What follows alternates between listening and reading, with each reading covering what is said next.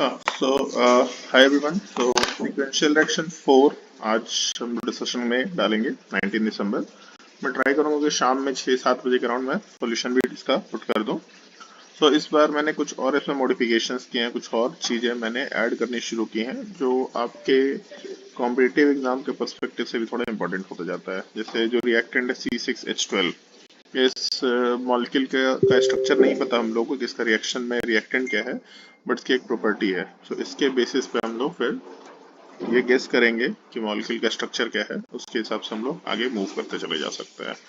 वही A से B, B से C, इस तरीके से हम लोग आगे बढ़ रहे हैं।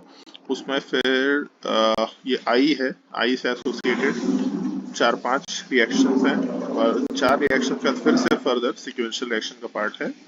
बहुत सारे वेरियस टॉपिक्स इसमें कवर्ड है, लाइक मिसलिनियस ही आप कंसिडर कर सकते हैं इस चीज को, मिसलिनियस टाइप के टॉपिक्स कवर्ड है। और इसमें फिर जैसे R एंड S दो चीजें बन रही, तो उसमें एक इन्फॉर्मेशन है S को पहचानने का तरीका, gives positive bromine water test. Basically जो प्रोडक्ट है वो क्या बनेंगे ये तो गेस करना है, एंड R स्ट्रक्चर कौन सा है, S स्ट्रक्चर कौन सा है, इसको गेस करने के लिए भी हम लोग बेसिकली उस प्रॉपर्टी यूज कर रहे हैं। और इसमें मैंने isomerism and degree of unsaturation का भी एक पार्ट इंक्लूड किया है बेसिकली। कितने जो R स्ट्रक्चर है इसके साइक्लिक आइसोमर X बनेंगे, इसके A साइक्लिक आइसोमर Y बनेंगे, एंड जो S कंपाउंड है इसमें Z डिग्री ऑफ अनसैचुरेशन या अनसैचुरेशन फैक्टर या डबल बॉन्ड इक्विवेलेंट, जो वर्ड यूज करना है आप आराम से कंसिडर कर सकते हैं। इसमें थोड़े बहुत एक्स्ट्रा कुछ नई नई चीजें हैं। अगर किसी को डिग्री ऑफ अनसैचुरेशन वगैरह नहीं आता है तो आराम से वो सबसे लास्ट में क्वेश्चन के रह सकता है और सॉल्यूशन में चीजें देख लेगा।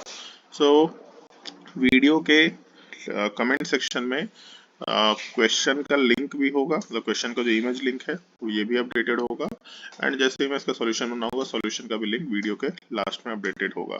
सीक्वेंशियल रिएक्शंस का पर्पस आप समझ ले, सीक्वेंशियल रिएक्शन बेसिकली आपके रिएजेंट के प्रैक्टिस के लिए है इनिशियल लेवल पे। अभी जैसे जैसे हम लोग रिएजेंट बार बार डालते जाएंगे, इस तरीके से आपके रिएजेंट बार बार प्रैक्टिस होंगे, कौन सा रिएक्शन है और रिएजेंट क्या है, इस चीज को प्रैक्टिस करने के लिए भी हम लोग यूज कर रहे हैं। फिर टाइम के साथ हम लोग उसमें प्रॉपर्टीज, कुछ और वेरिएशंस, कुछ अननोन कंपाउंड आइडेंटिफाई करने का तरीका, ये सारी चीजें धीरे धीरे करके उसमें ऐड करते जाएंगे। कंप्लीट ऑर्गेनिक केमिस्ट्री का रिवीजन इसके थ्रू हम लोग कंसिडर कर सकते हैं। इसी में मैं बायोमॉलिक्यूल्स के भी टॉपिक को एसोसिएट कर लूंगा, GOC के acidic strength, basic strength, stability, वो सारी चीजों को मैं इसी में एसोसिएट करूंगा। स्टीरियोआइसोमरिज्म के पार्ट को भी इसी में एसोसिएट करूंगा। वो सारी चीजें धीरे धीरे करेंगे हम लोग, एकदम से सारी चीजों को मर्ज करने का कोई मतलब नहीं है। फर्स्ट स्टेज में हम लोग ये रिएजेंट याद रखने को प्रायोरिटी पे रखेंगे। सबसे पहले रिएजेंट याद रखना है। रिएजेंट के लिए मल्टीपल टाइम्स प्रैक्टिस होगा। फिर उसके बाद जैसे जैसे आगे हम लोग का टॉपिक मूव करेगा वैसे वैसे हम लोग रिएजेंट के साथ साथ कुछ फर्दर कुछ एडिशनल चीजें उसमें कंसिडर करते चले जाएंगे। इसका सॉल्यूशन अप्रोक्सीमेटली 7-8 बजे के राउंड में अपडेट कर दूंगा। तब तक के लिए आप लोग क्वेश्चन ट्राई करके देखें, और क्वेश्चन को सॉल्व करने के लिए आप नोट्स कॉपी यूज कर सकते हैं। अगर आपको नोट्स कॉपी में रिएजेंट ढूंढना है तो डेफिनेटली नोट्स कॉपी रिएजेंट ढूंढ के आराम से फॉलो करो।